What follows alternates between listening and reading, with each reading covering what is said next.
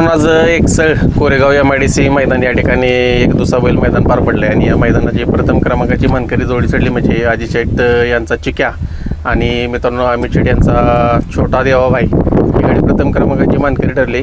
आपल्याबरोबर बारीक ड्रायव्हर इथं देवाची संपूर्ण टीम आहे। ड्रायव्हर नमस्कार। नमस्कार। काय सांगाल आज प्रथम क्रमांकाची मानकरी जोडी ठरली, कसं नियोजन झालं होतं? नियोजन काल आमची गाडी गेली ती सोनेऱ्याला पळायला, काहीतरी फॉल्ट झाल्यामुळं गाडी आज पळवायचा विचार केला आम्ही शेटना आम्ही। पहिला कोण होता काल लक्ष आणि याडा लक्ष आणि देवा होता। मग आम्ही नियोजन केलं, म्हटलं आज गाडी जरा पळवून बघूया। मग चिक्याचं देवाचं आज नियोजन झालं। कधी झालं होतं नियोजन? रात्री झालं। काय सांगाल, हे नियोजन काल झालं रात्री आणि आज कशी काय गाडी गटाला किती गटात पळाली? तशी गाडी आमची 20व्या गटात होती। परत जर चिठ्ठीचा प्रॉब्लेम आल्यामुळं गाडी 58 लास्ट गटात केली, पण आम्ही मध्ये वाजायला गाडी 20 मध्ये होती, त्यामुळे 20च्या 30च्या मध्ये गाडी पळली आम्ही। 25 गट झाल्यानंतर गाडी आपली पळाली। हो, आता गट असेल, सीमे असेल किंवा फायनल असेल, जर बघितलं तर सुट्टा निकाल घेतलाय। होय, जबरदस्त जोडी पळाली, काय सांगाल जोडीविषयी? गाडी चांगलीच पळाली।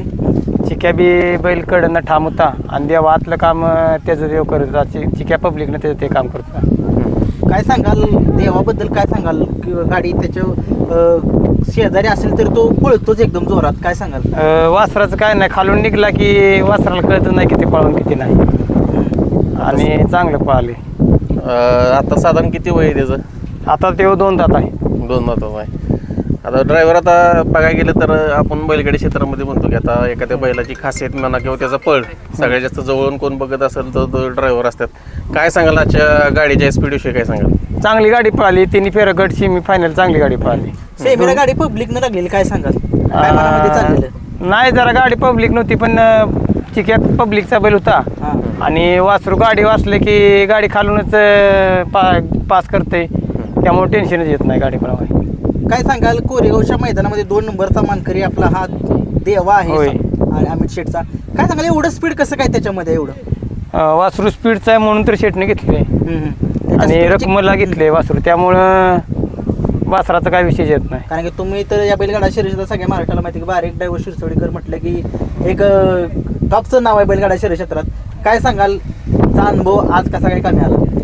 नाही, काय वासरात जरा 2-3 मैदान जरा फॉल्ट झाला होता, गाडी गंडत होती जरा, पण ती जरा चूक सुधारून व्यवस्थित गाडी पळवली। आज पेडगावची तयारी कशी चालली?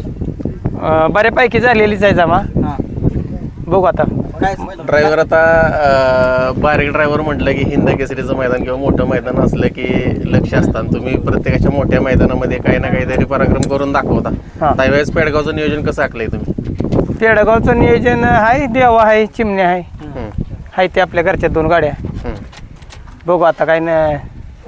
3-4 गाड्यांचं नियोजन आहे तुमच्याकडे? नाही, 2च आपली घरी 2 बैल आहेत, देवान चिमण्या तेवढीच। देव आणि चिमण्या। हो, पेडगाव मैदानाची काय खासियत सांगाल? मागच्या वर्षी तुम्ही 1 नंबर जो आहे तो मिळवलेला होता, हरणे आणि शिरसोडीकरांची रायफल, म्हणजे तुमच्याच गावची रायफल, काय सांगाल त्या जोडीविषयी? गाडी चांगली मागच्या वर्षी बी पळाली, गुरुसाच्या मैदानात 1 नंबर केल्यावर गाडीनं पेडगावला 1 नंबर केला आणि चांगलीच गाडी पळाली ती, आणि दोन्ही बैल हुशार होती आणि पळणारी बैल होती, त्यामुळं काय एवढं अडचण नाही आली मागच्या वर्षी। तर आता मित्रांनो पुढं पण एक मोठं हिंद केसरीचं मैदान येत आहे, थोड्या दिवसाचं मैदान, आणि ड्रायव्हरांच्या पद्धतीने सांगितलं तसं जबरदस्त नियोजन चाललंय। चिमण्या असेल, देवा असेल, आणखीन 2 गाड्या ड्रायव्हरांच्याकडे आहेत। तर देवाबाईला अमित शेट असतील, त्यांची संपूर्ण टीम असतील, बाईक ड्रायव्हर यांना पुढील आपल्या येणाऱ्या पेडगावच्या हिंद केसरी मैदानासाठी खूप साऱ्या शुभेच्छा। धन्यवाद।